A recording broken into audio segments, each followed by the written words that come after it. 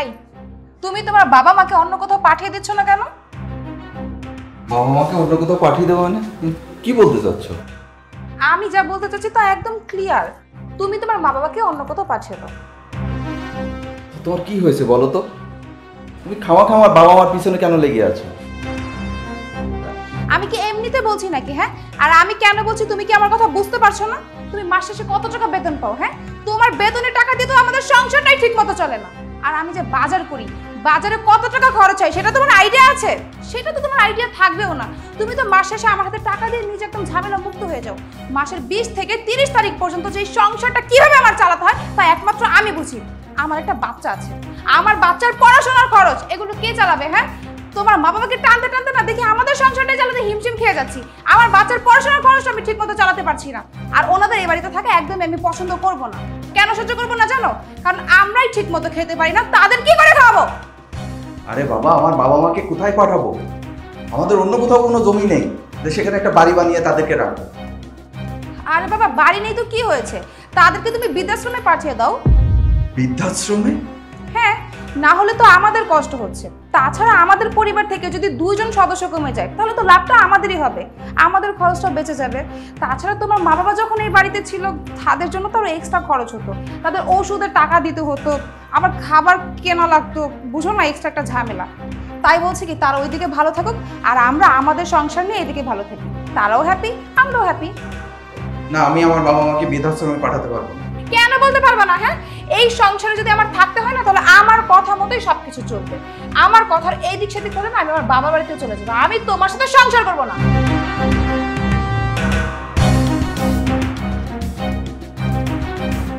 বাবা, আমি আসবো?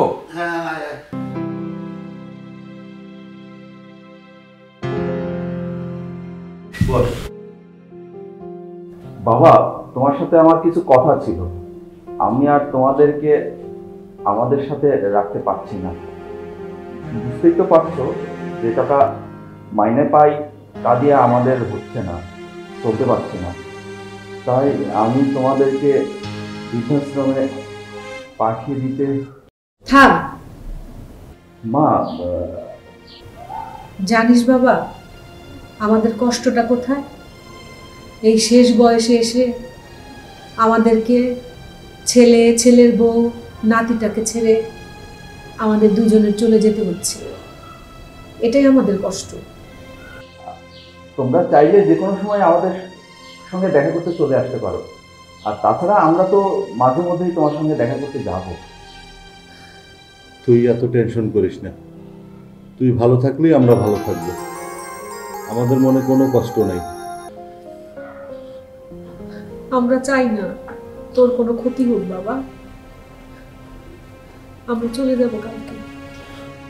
আর বাচ্চাটা তুই খেয়াল রাখিস, ও কিন্তু অনেক দুষ্ট, ওর দিকে একটু যত্ন নিস, ও অনেক বড় হবে, অনেক অনেক বড় হবে।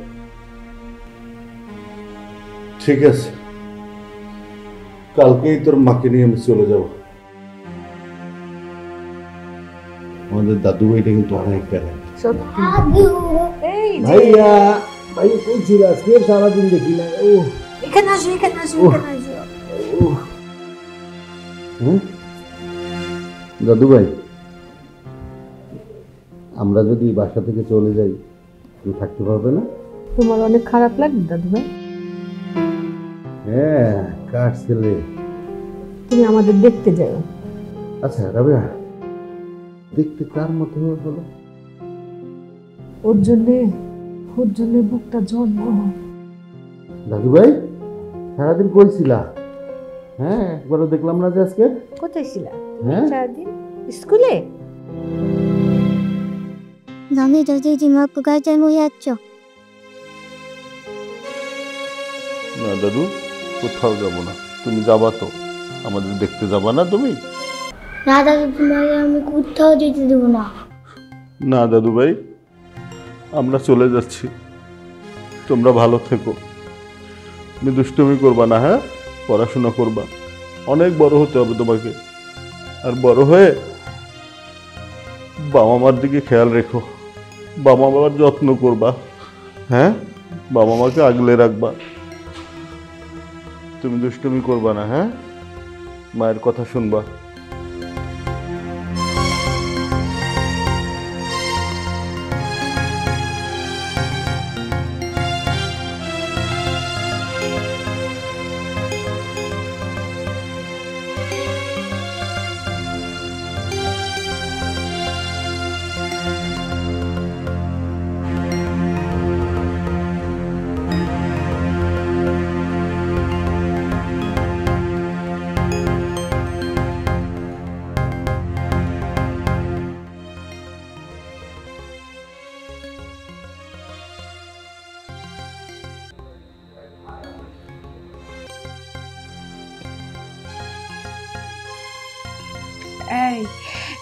এইখানে তো অনেকগুলা খিচুড়ি, এতগুলো খিচুড়ি কি আর একলা খাওয়া যাইবো?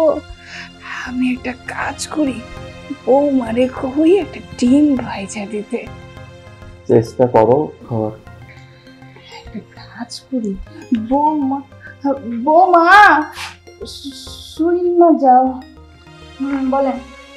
বৌমা, তুমি তো তোমার শ্বশুরে আর আমারে খিচুড়ি খেতে দিছো, সুদা খিচুড়ি কে আর খাওয়া যাইবো? পেটে কে ঢুকবো? তো একটা ডিম যদি আমাদের দুইজনকে ভেজে দিতা, আমরা দুইজন পেট ভরে খিচুড়িটা খেতে পারতাম। হ্যাঁ, আপনারা জানেন সংসারের জন্য কত খরচ যায় আর কি কি হয়? তার কোনো উৎসাহ আছে না জ্ঞান আছে আপনাদের কাছে?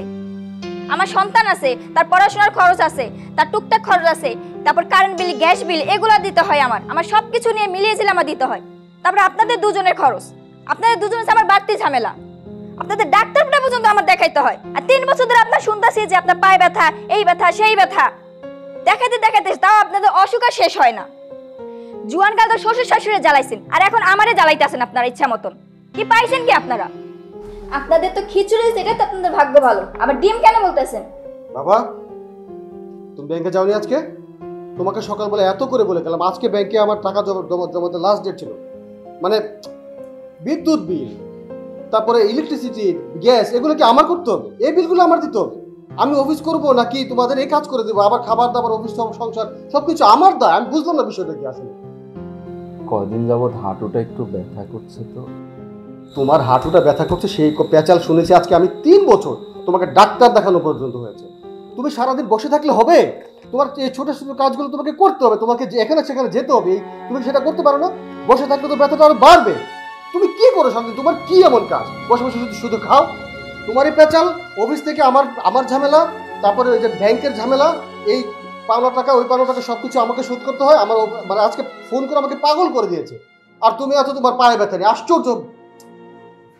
দেখো, মানে আমি না এক্স্যাক্টলি আমি আর পারছি না, আসলে আমি সরি।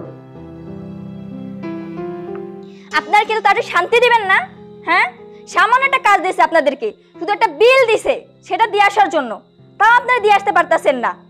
সে কতদিন সামলাবে? এই সংসার সামলাবে নাকি তার অফিস সামলাবে নাকি আর কিছু সামলাবে?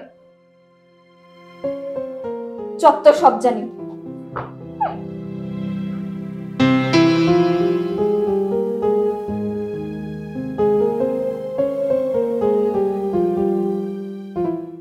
বাবা। হ্যাঁ বলো। তোমার সাথে আমার একটা কথা আছে। কি কথা বলো। বাবা, মা, মানে বাবা, তোমাদেরকে আর আমি বোধহয় আমার বাসায় রাখতে পারবো না। মানে সত্যি বলতে কি, আমার আসলে তোমাদেরকে রাখা সম্ভব হচ্ছে না। আমি চাই তোমরা বাড়ি ছেড়ে চলে যাও। কোথায় যাব বাবা? বৃদ্ধাশ্রমে যাও, এবং সেটা খুব তাড়াতাড়ি।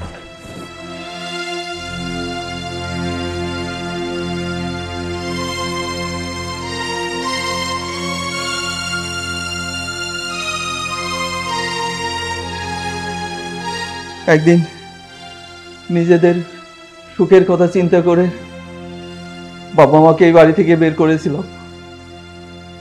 আজকে আমাদের ছেলে আমাদেরকে